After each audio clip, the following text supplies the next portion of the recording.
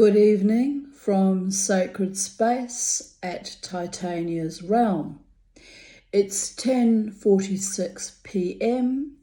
Brisbane time, and as you can see, I've taken off my jewellery and disrobed of all my rings. I've yet to take off my makeup, but I've taken out my flower clip, and I'm feeling a little bit more comfortable and relaxed without all my regalia. I call it my regalia. My mystical, illusory jewellery, weaponry of the feminine mystique, the femme fatale, the Tanya, the wild thing. That would make hearts sing if she wasn't such a pain in the freaking ass.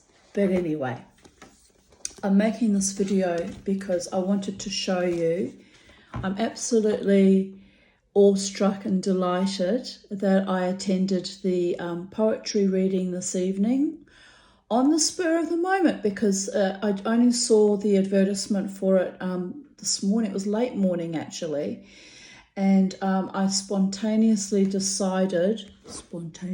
combusted, darlings, but not quite, decided to go to this poetry reading based on the fact that I thought it might be something interesting to do with my time after I knew I had my debrief with my psychiatrist this afternoon at 2, and the poetry reading was from 6 till 7:30. So it actually went on a bit later, but I don't mind about that. It was a wonderful evening and I thoroughly enjoyed it. But the thing that was most bizarre about it was that I hadn't put any great forethought or planning into it at all, and I was quite anxious and it's like since Beauregard died and the horror that happened at the casino, that's been, by the way, building for quite some time, that invidious malevolence where they were trying to drive me out, it really fucking got to me. And so I have to force myself to branch out and try new things, and I'm continuously trying to find my tribe, right? I'm trying to find a safe landing where I can, socialize and be part of the human experience, where I'm not completely othered and where I don't make a complete fucking goose of myself, right? Well, I made a goose of myself tonight. I did make a bit of a goose of myself tonight, but somehow I felt seen and I felt included, and even though I made a few, tactless, glib off the cuff comments, like when Mark said at the end that he didn't think that his autographing the poetry book was worth much, which was an example of his deep humility, which I actually found quite sweet.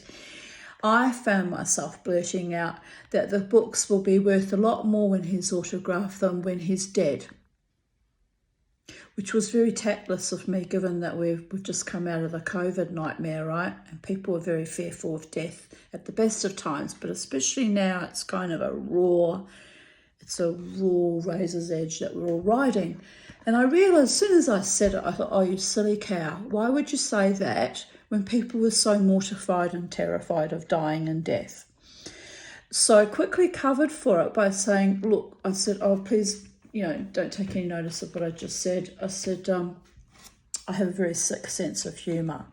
Well, it's not so much sick as dark, I'm not a sadist. I don't delight in other people's misfortunes, so it's not sick in that respect, but it was a bit blurted out off the cuff. Well, there I go. I've made a freaking goose of myself. I've made a room full of enemies yet again, and it's probably no wonder that people drive me out of their clubs and don't want me. I'm not fit for polite society, really. But anyway, the cute thing was during the poetry reading and the discussion, Mark Tretinnick was talking about a famous Chinese poet that actually got drunk one night and drowned while trying to embrace the moon. So I brought it around full circle at the end. I was paying attention, even though I'm a bit loopy. And he said, after I made that off-the-cuff comment about, yes, his autograph will be worth more when he's dead, which is not what I meant at all. I deeply value having a beautiful book of poetry by such a beautiful poet, and his autograph was very heartfelt. His autograph inscription that he wrote for me, very sweet soul actually, he's a very sweet man. Not available, he's got a partner. So there was nothing seedy about it, just saying. But his autographic inscription reads, "For Tanya, a beginner who brings worlds of wisdom to each new moment. M. Kiss." Well, I thought that was very sweet and enchanting and delightful. Very sweet man. And I found it inspiring because it just shows me that there are men out there who still have sweetness in them, who are not all crass and dirty and lurid and seedy. And although they're highbrow and intellectual and bright and write beautiful poetry, are not entitled and stuffy and condescending and vicious, which is what, my debrief today. My psych worried that I might be exposing to myself to more triggering, right? Well, there was no triggering on the part of the, compare Bronwyn Lee and Mark Tredenich, and there was no triggering on the part of most of the audience, although there was one woman that was a bit weird. But look, I thought she was weird and she thought I was weird, and we just sort of peered at us from the opposite side of the room. So that's all right. She's young and I'm old and out there and in your face. It is a bit confronting. So the other thing that was weird was there was one gentleman in the audience and he kept staring at me like this the whole time, which was a bit confronting for me with my trauma issues, quite frankly. But, what do you expect when I go out all glammed up, dressed up, made up, tussied up, prettied up? Of course men are going to look at me because that is the nature of men, especially, I bet you that man was single, because what he did was actually quite weird. He sort of stared at me the whole time and I would sort of studiously ignore it, as I do with my trauma issues. And then as I was leaving the building was at Echo and Bounce, and it was upstairs. So I had to traverse this very steep staircase coming down, right? And this dress, which is a maxi dress, comes down to my ankles, and I have to watch but tripping over it. So I had to pull it up a little bit as I'm going down the stairs, because I had my sandals on, but they're actually they're 3-inch heels. They're got a big, thick, solid heel, but they're still a bit difficult to walk on. So I'm descending the staircase. This is as I'm leaving the building at the end of the wonderful evening, which was thoroughly wonderful and entertaining and beautifully presented. I thoroughly enjoyed it. This gentleman that had been, staring at me the whole night was out in the courtyard outside, downstairs, waiting and looking up as I'm descending the staircase, right? It was like one of those Vivian Lee moments, like, frankly, my dear, I don't give a damn. So I'm trying to act cool, but I'm also staggering down the staircase, holding on to the banister, trying not to fall arse over tit, right? Because, my inappropriate choice of footwear. Anyway, so the tension's building. I'm halfway down the staircase. And because I'm feeling awkward and embarrassed, what does the Tanya do? But makes a very vulnerable, very raw, sometimes comedic comment. So I look at this man who's looking up at me in absolute rapture and awe because I'm not made for human society. I don't fit into this world. The older I get, the more difficult it is for me to even try to fit, right? It's embarrassing that I even try to fit. I actually stopped trying, and now I'm back to trying again. Probably because I'm triggered about the casino assholing me out of there when I did nothing wrong, but maintain my normal demeanour and hold my spot and dance in my usual position. Like, fuck them. Fuck, the more I think about it, fuck them. But anyway, I digress. So I'm literally gently crawling down the stairs and this man's watching me, and I turn and I look at him and I realise he's watching me avidly, you know. And my skirt is pulled up a little bit over one leg so I don't trip over and go arse over tit, literally. So I turn my head and I look at him. And look, he was actually a very sweet man, to be honest, even though he was a little bit too intensely admiring me. And I turned to him and I turned my head. I had a young girl behind me, so I'm thinking, why is she taking forever to crawl down these stairs? So that was a bit awkward too. But anyway, I looked at this man and I said to him, I said, I'm so sorry. I said, I realise I'm clambering down these stairs like a flipped over turtle, trying not to fall down the stairs. And I said, because I'm old now. And I said, and I'm constantly in a state of defying old age and my seniority and decrepitude and death by wearing high heels, which I really should not be wearing anymore because I can't even get down the stairs without having to hold on for dear life. And he's looking at me and I said, so I do realise that I must look rather silly. And I get down there and he just looks at me and goes, oh, but it's such a lovely dress. And it was like so heartfelt and sweet, you know. And so I looked at him and I thought, oh my goodness, like what a lovely compliment as I'm making a goose of myself crawling down the stairs, right? Plus I had blatantly avoided him throughout the whole play reading because I wasn't going there to meet men. I'm going there to listen to art, like high art, like poetry. And although I did dress femme fatale with my beautiful coral pink dress and all my jewellery and full makeup, you know, because attitude is everything and it's my regalia. It's to help me feel confident and adroit. Didn't work tonight. I was not confident and adroit at all. I was a seething mess.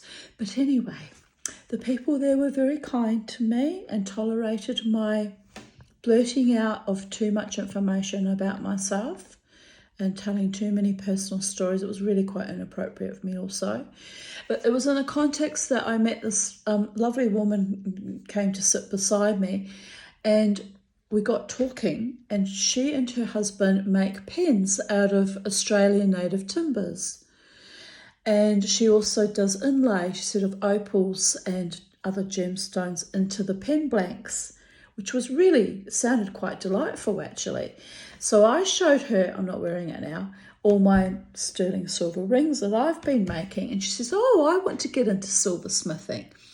And so we connected over that. And then I showed her the beautiful pen that I had in my bag that I actually bought from Jackie Burns and her husband when he was still alive, about 3 or 4 years ago. He passed it's over 2 years since he passed. And but I bought that pen from him, and I said to this woman, Rochelle, and I'm so annoyed I didn't get her Instagram or her surname. I can't look her up. We should have swapped numbers because we're both craftspeople making our own, me making my jewellery and she and her husband making these beautiful pens, right? So I dove into my bag. I said, I need to show you this pen. I said, I bought it from my friend's husband he subsequently suicided. I said, which is just terrible. I said, so this pen was very sentimental to me because it's one of the last things he made before, he suicided. And I said, I haven't been able to find this pen for 6 months. I said, it's driven me mad. I have torn the whole house apart looking for it. I have been grieving the loss of this pen because it's sentimental, because this beautiful soul made it for me, and then now he's gone. And I said, but the weird thing was, I said to Rochelle was this lady's name I was talking to, I said, 3 days ago, I had a spirit in my ear. I said, I'm not schizophrenic, but I'm a little bit psychic, and from time to time I get, instructions or messages from spirits. She sort of looks at me, starts freaking out. And I'm thinking, oh, Tanya, you're so fucking inappropriate. Why are you telling strangers this? You're frightening people, It is frightening and confronting. But anyway, that's just who I am. I can't help it now. It's just, since the near-death experience, it's just like, I don't hold anything back. I got no filters. I hold nothing back about my spiritual walk, right? It's a bit weird, but I can't seem to stop doing it. Even though part of me goes, shut up, Tanya, you scare people. I'm like, bleh. But anyway, I'm showing her the pen. And I said to her, I couldn't find it for 6 months. It's driven me mad. And I said, 3 days ago, a little voice in my head said, go and look at your sketching box you bought. I bought this fancy little, very cheaply made, actually. I'm annoyed about it in a way. It cost me a fair bit of money. Little sketching box, you put your sketching tools in. And I bought it a couple of years ago. I haven't used it, right? Because sometimes I do that. I buy things and I put them aside and save it for when the muse hits me when I want to sketch, for example. Anyway, the little voice in my head said to me, only 3 days ago, which I thought was really interesting timing. They said to me, go and look in that sketching box you bought for the pen, because it's in there. Now, obviously that would be my subconscious that suddenly remembered that. But why I didn't remember that 6 months ago, and I've literally upset myself over losing that beautiful pen that my friend's husband Mick made. I bought it for him. He didn't make it specifically for me, but it was his handiwork, and I bought it. I bought it from Jackie, from him. He made it, and I sent her the money, and it was quite lovely. It's a lovely pen. So I said to this lady, Rochelle, I said, 6 months it's been missing, and I was grieving its loss, thinking someone stole it or I've dropped it somewhere. How could I lose this beautifully made pen? Anyway, I hand it to her, and she's looking at it, and she's feeling the timber. She goes, oh, the feel of natural timber. She says, you can't beat it, because they make their pens out of natural Australian native timbers too. So, and I could see she's genuinely enjoying, the texture. And then she noticed it had a triple clef on it. And she said, oh, do you play music? And I said, actually, I do have a ukulele that I haven't committed to at all, and I still haven't learnt to play it. I said I was jamming, with my daughter and my best friend, but they have like such talent and natural ears for music.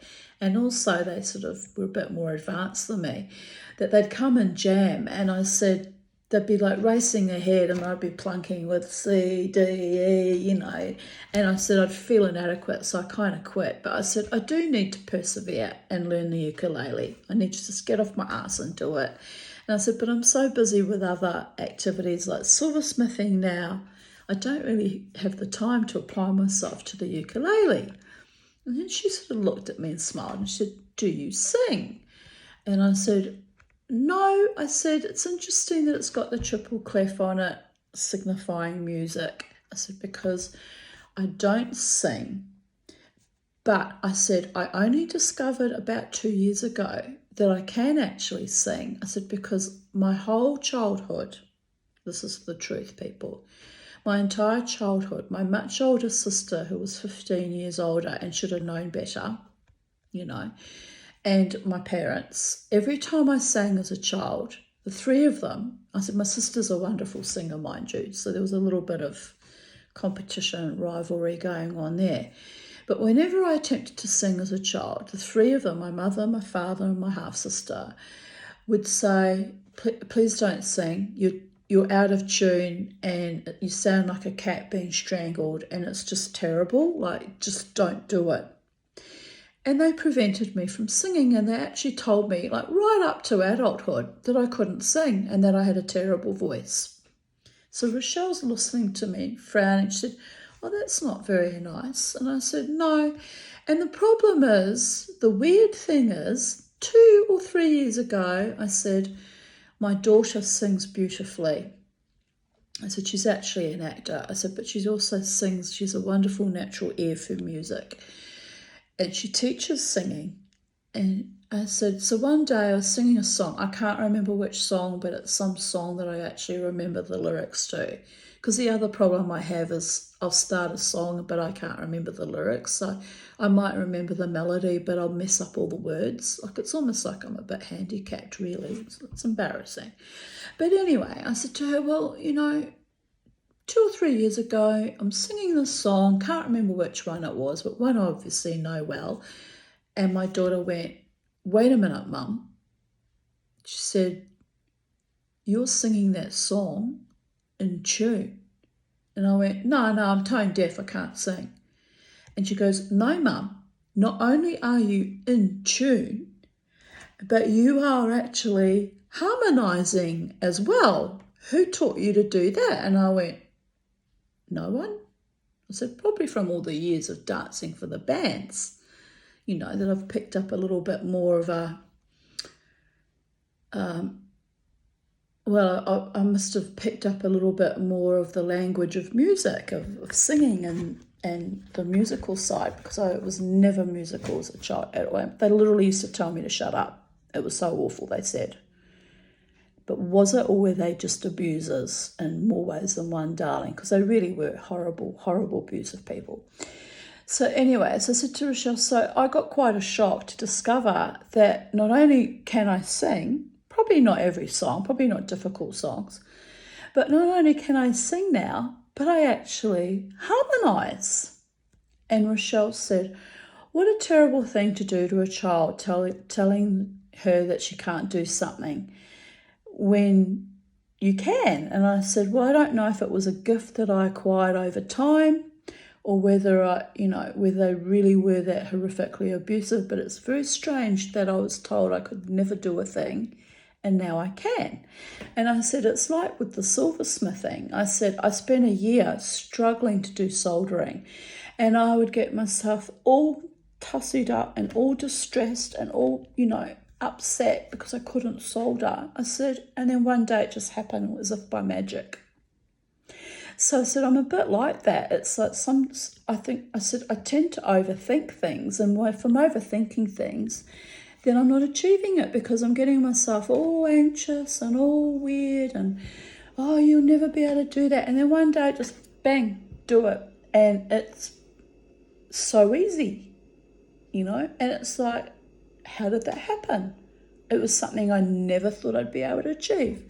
I said, so it's a very unkind thing to tell someone they can't do something without even giving them a chance to even really persevere and really try, because you destroy their complete confidence in themselves, not just in that, avenue like singing, but in every aspect of their life. So she sat there very quietly thinking about that, Rochelle, very nice woman. And pardon me.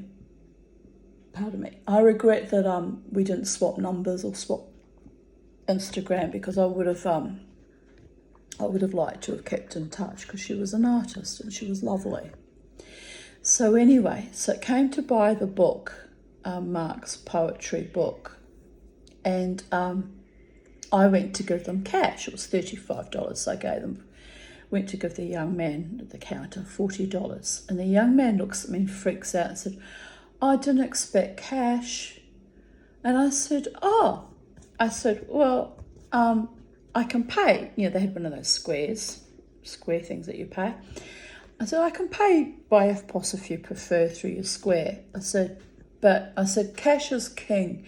And I said, I'm an anarchist and a revolutionary, and as a protest against the current regime, I said, I prefer to pay cash. I said, it's very old school. I said, also, it causes me anxiety sometimes to have to produce cards and machine. I said, I prefer cold hard cash, and then you can do what you like with it. You've got your money in your hot little hand.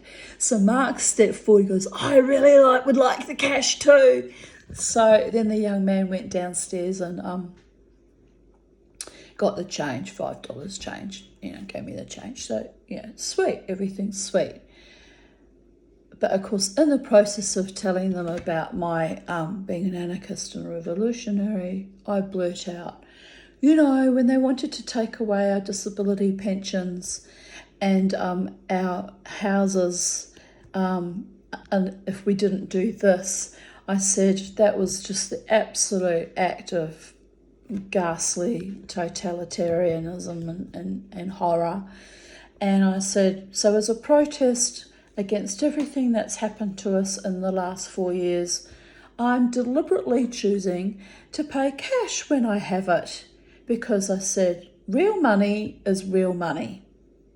So the young man looks really traumatised at me because I've blurted out that I'm poor and live on a disability pension and housing commission, right?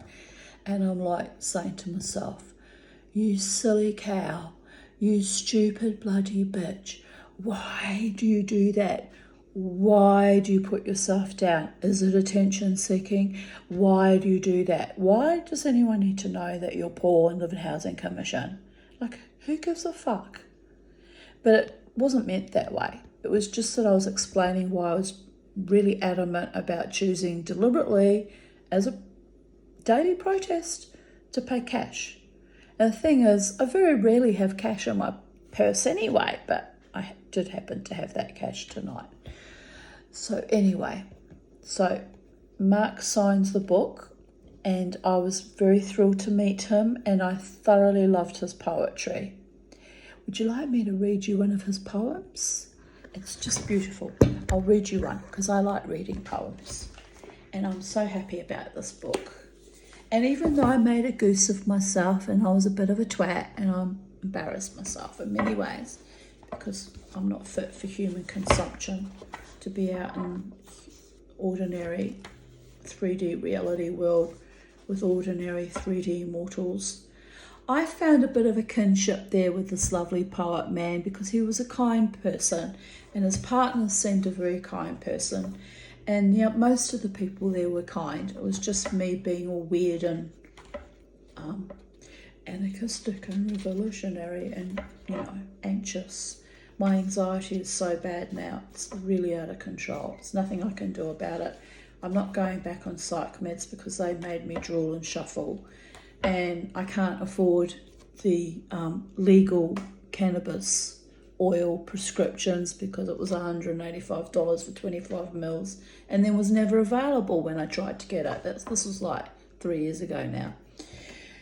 And I don't have resources to get cannabis oil illegally. So this is who I am now, people. I'm just a writhing last nerve of complex PTSD, anxiety, and it's just weird, but it's where I'm at. It's who I am, and I just have to handle it.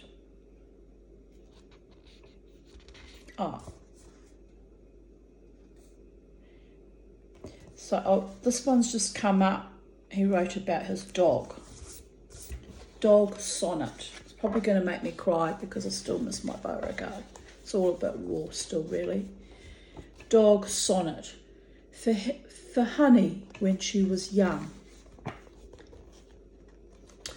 So my dog, that sheep, sneaks inside in her wolf's clothing, her hired fur, when I carry the cinders out to the yard, and she lies on the floor in her browns and whites, and she looks up furtively when I come back in, as if she'd rather not be recognised from the TV series every child watched in black and white, back when the world was not yet too much for us.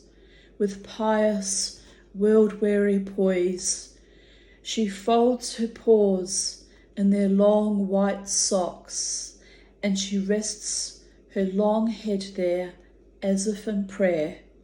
But in truth, she's making herself a small target. She's trying to disappear inside her own half-hearted, full-pedigreed disguise. And that strategy lasts 10 seconds at least. For the house is a carnival of discarded things, and she knows she's borrowed half her time already. My mind, I think, is like that too, filling every silence it fakes, putting some smart move on every bright idea that wanders halfway into view.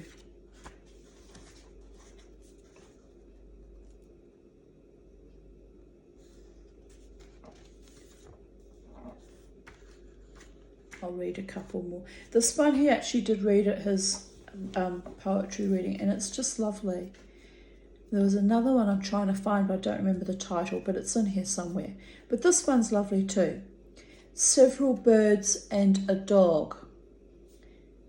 These are poetry, I'll remind you, by Mark Tredennick, whose ancestors were Welsh.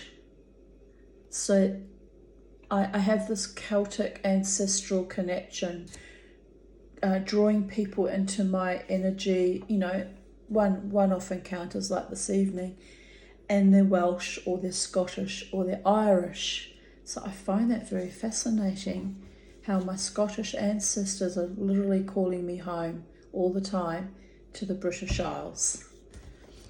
Anyway, several birds and a dog. In time, one's children, like one's youth, fly, but let no one rush them. Above the reservoir where I go for breathing lessons, smoke hawk circles like a carpenter's hands, sanding the east wind smooth. The dog, who's learning this place, like a faith I'd like to practice, abandons the made way for the water's edge, the sedge and mud. Among all that eludes him, firetail and tree creeper and wren. I mean, he just paints the most beautiful portrait, absolutely stunningly beautiful. And it's inspiring me. All my writings, all my YouTube videos, all my existence is about me processing all my complex traumas. And I am, in my own right, a wordsmith, and I have some small talent. But this is just sublime poetry. He's absolutely an artist and a master. Actually, he was telling us during his talk that he has had 100 poems that he selected, translated into Mandarin in China. And in China, poetry is revered like the highest form of art. Like he said, in China, I'm a rock star with my poetry. And I can see why, because he writes just so poignantly and beautifully. Absolutely beautifully.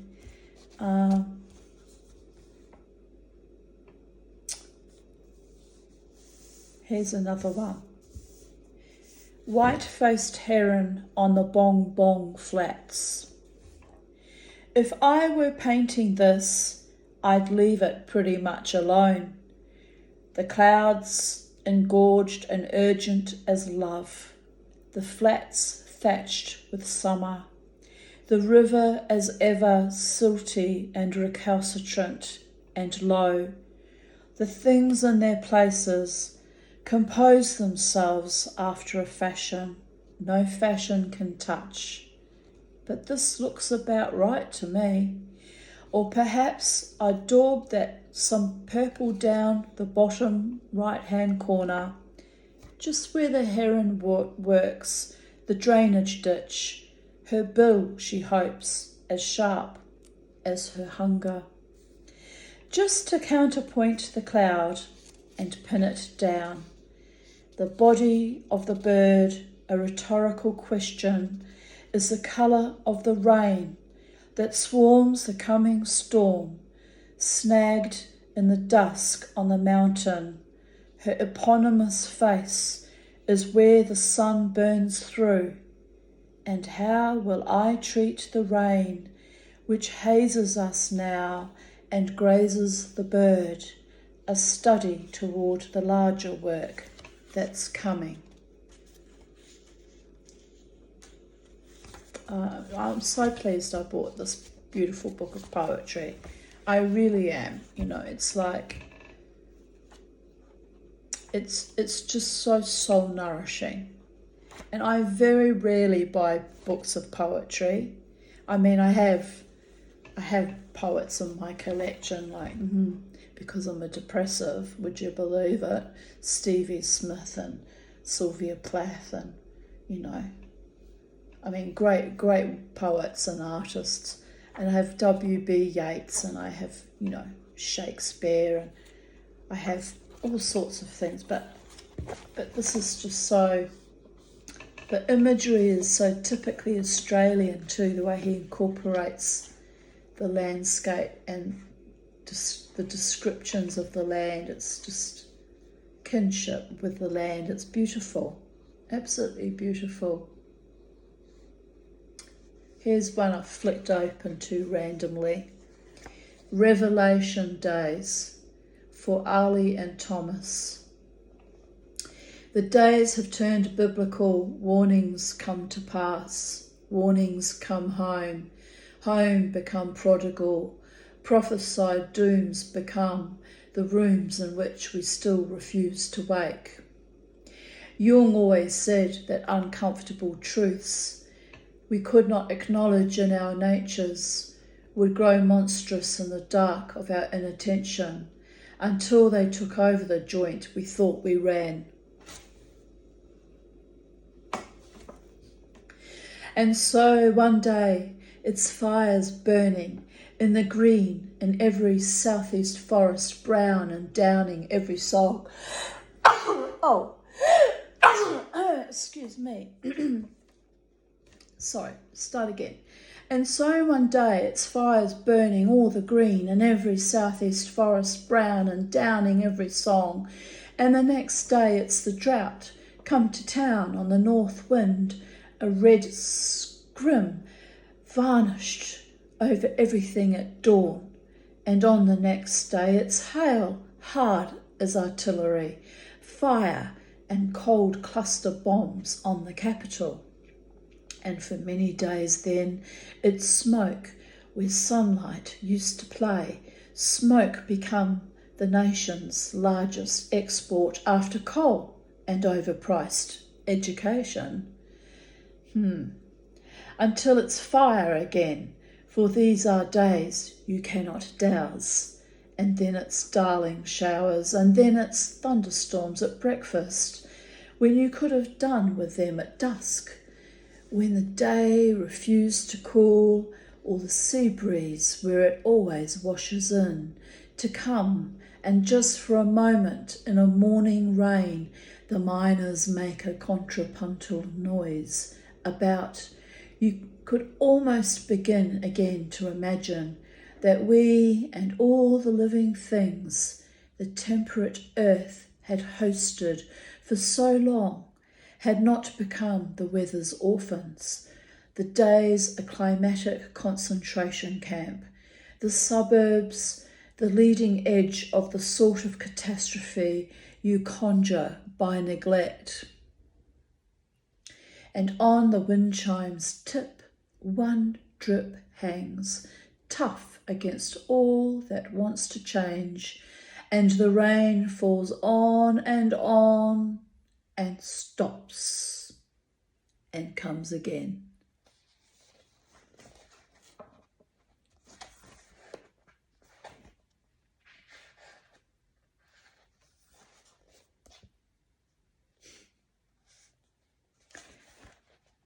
Puck.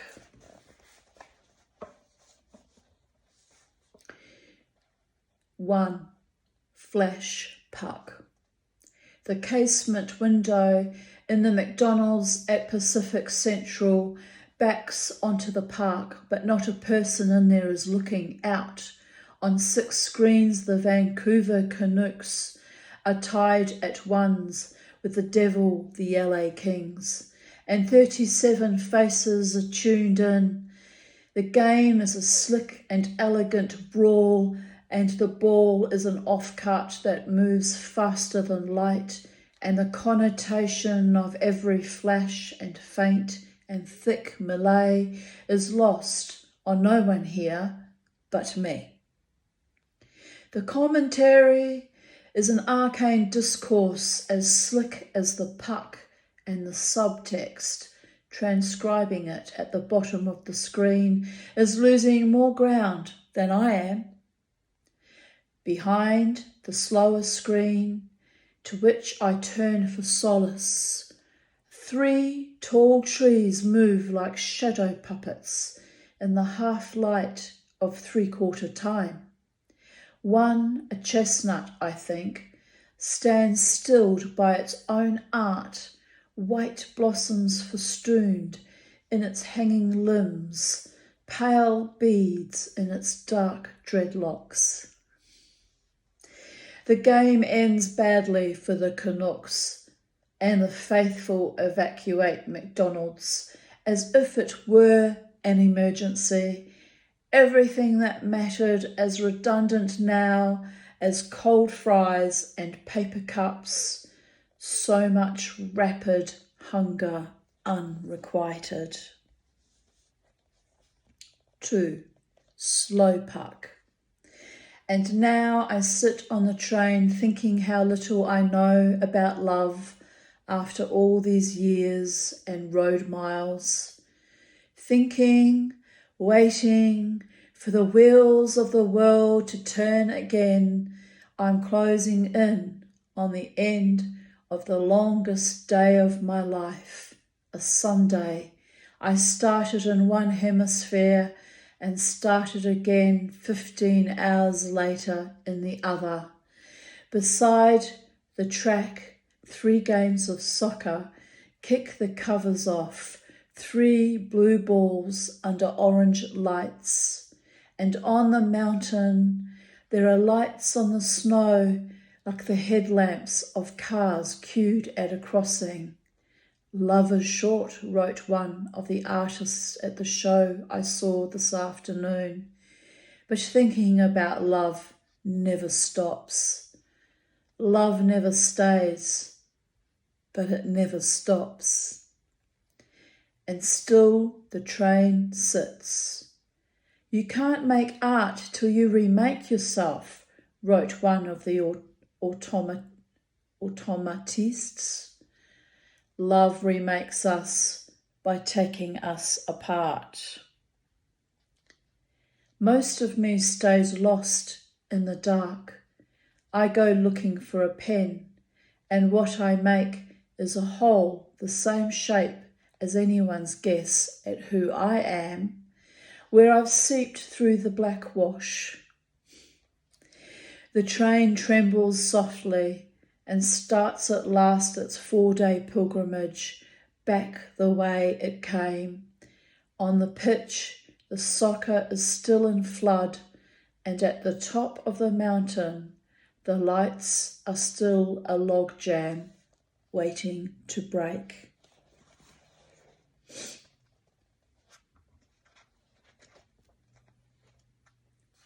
I feel touched by this genius, touched in the most beautiful, spiritual, poignant, hungry ghost way. As I said to him, we're all like hungry ghosts, looking for our safe landing, somewhere to call home, where we're seen and heard and comprehended and at times nurtured. I didn't say that part. That part I just ad-libbed. You get my vibe. You get my vibe. So anyway, it was a precious encounter, and I am ennobled and enriched with this beautiful book of poems, which is actually his 5th book. So I probably will seek out his other works as well. And yeah, that's my video. That's my video, sharing a little piece of my afternoon and evening with you, a little piece of my spirit. I've had a beautiful day. I've seen my worthy doctor who loves me, and I've had this uplifting, lovely experience with the poetry evening. And yes, tomorrow's my little friend down the road birthday. So I showed you the little cauldron cups in my earlier video, and I'm happy about that. And I'm sure they'll be thrilled. They're not real cauldrons, they're just little mugs with a little mug cup recipe inside. So I think that will be lovely. I wanted to buy them real cast iron miniature cauldrons, but I didn't want to be too full on with the witchy stuff because, you know, they're fascinated with all the witchy stuff, you know. They're fascinated with the Tanya too. But I don't want to impose my spiritual walk on innocent little... I don't want to be seen to be like grooming or brainwashing them into some weird witchy cult. It's not my bag. You know, you are a witch or you are not a witch according to thine personal magic. But they are sweet little girls and they have their own innate little magic, and they're absolutely in awe of all things witchy at the moment. And it's a passing phase, very likely a passing phase. So I'm not too worried. But I couldn't resist buying them the little cauldrons. I just thought they were delightful. Vanilla mug cake mix and decorative mug. Yeah. I think they will really love that. There was another design that had a pussycat with a skeleton, like very voodoo looking. But the porcelain was like matte and not shiny. And I thought if I buy a different looking one, because they're very close in age, it's very similar to my little girls who were close in age.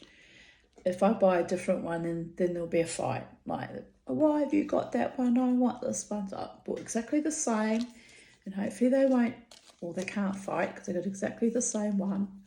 And it's not actually Susie's birthday, but I didn't give Susie such a cool present, so I thought it's only fair that I make sure they get the same one. And then I bought little Susie for her own birthday gift, some little hair ties. So, yes. So it's been a day for presents all around. Presents for the little girls and a present for me. And I bought myself this because Halloween's coming, and holographic looking, you know, cocktail napkins. I need like a hole in the head, but look how cool is that? Mama T and her Miss 5 child, my Miss 5 persona. Miss 5 is a spoilt brat and had to have it. I had to have this. It makes no sense. And I hesitated. I was like, why, Tanya, why? It's just paper. But it would look really great for decoupage, right? I could do things with that. Probably will end up getting used for something like one of my decoupage projects. But look how cool is he? He's a beautiful skull. So yes, Mama T's been busy. Miss 5 and Mama T has been busy. I also bought myself some vitamin D and some vitamin K, because they're threatening us and terrorising us with a new strain of COVID, which I'm sure is... you know, they have to threaten us because I knew that they would keep amping it up. I said it all along. So, you know. So I bought the vitamins and the vitamin K, just in case I do catch it, that I've got a little bit of extra little bit of buffer and better health, build up my immune system, just in case I do catch it, because I haven't caught COVID yet.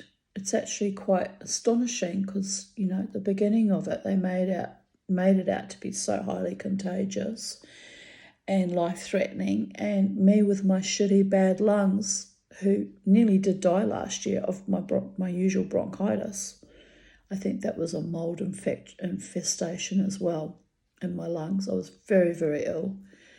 Once again, did not die. Even though my GP withheld proper antibiotics and was completely unprofessional and I sacked her, I didn't die. I pulled myself through. But let's not be glib about it, people. I mean, you know, one never knows when one's number is up, and I could die one day. Well, I will die one day. Everyone dies. Let's be realistic. So my legacy to my children will be crazy holographic. This is if I die in the near future, people, which I'm not planning on. It will be crazy holographic napkins, and that'll be the final fuck you, given that I hardly see them anymore, and I haven't seen my younger daughter Jasmine in well over a decade. And, you know, I can just see them sorting through all my stuff, going, what goodies can we have to remember our mother by? And it's all gothic stuff like holographic skulls. The best revenge is happiness, people. And the ultimate revenge is living long and prospering for as long as I can, and being a nuisance to my children. That's an old joke, isn't it? Well, I'm not a nuisance to my children. I'm just surviving and thriving as best as I can. This could be my love partner. Here he is. He's holographic. He's sparkly. He's iridescent. But he's a skull. Never mind. I'll have nightmares tonight if I carry on like that, like a pork chop. I will have regrets. But anyway, on that note, I want to bid you all adieu and good night. Sleep tight. Don't let the bed bugs bite. Don't let any other kind of viral buggies bite either. Live your best life. Create your art.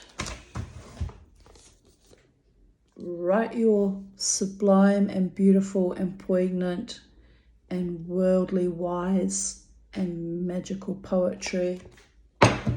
Dance, perchance to enchant and entrance. I had a full-on suitor this evening. If it wasn't so freaking discomforting and weird, I could have had a nice suitor this evening. But it was just made me feel weirded out.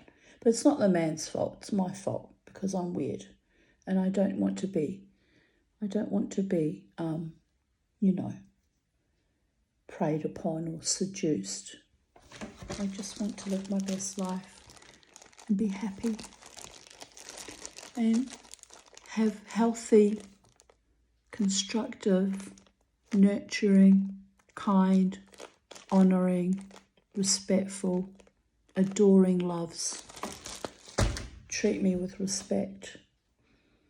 And if I can't get that, I would rather be the most beautiful corpse we've ever seen. But we've been down that pathway before, haven't we? And, you know, the gods wouldn't allow me to get off this planet Earth bus, Gus. So here we are, philosophising at now 11:40 p.m. at night and getting maudlin. But I had a lovely time today. I did have a lovely time. I even had a glass of wine at the poetry reading. And I did order, I said, have you got Jack Daniels? And they looked at me a bit horrified.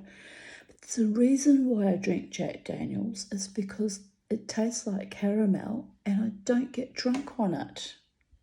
Once I discovered that, I've never gone away from my drink of choice, have I? I did have a Jack Daniels at the brewery while I was waiting, like an hour before the thing, you know, before the reading. But anyway, they didn't have Jack Daniels. They had a very sweet wine. Something about a skin wine. I didn't understand what the young man told me, but I'm no connoisseur of wine. I actually felt my brain just disappear and do a little flip, you know. I thought, I must look like such an ass sometimes. But anyway, it was a very sweet wine and it tasted delicious. When he said it was a skin wine, I said, what, do you mean stomped by sweaty, smelly feet? It's just my sense of humour. And you know what? They just sort of look at you, the young, like, don't they know that traditionally real wines were stomped by virginal Italian virgin girls, literally with their bare feet? That's how it used to be done. Like, not anymore.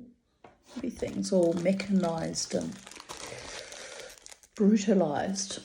But yeah, I don't think he understood what I was saying. But it doesn't matter, does it now? Doesn't matter. I had an evening out, and in human existence, and I freaked out more than a few people. Realised I made a goose of myself, and do you know what? I had a good time. So I'll probably do it again sometime. Grab life by the balls and do something spontaneous, and get dressed and show up and turn up and participate and go home, and no harm, no foul, right? Right. So on that note, good night. Love you all. Sleep well. Have a lovely day tomorrow. Bye for now. From Titania's Realm.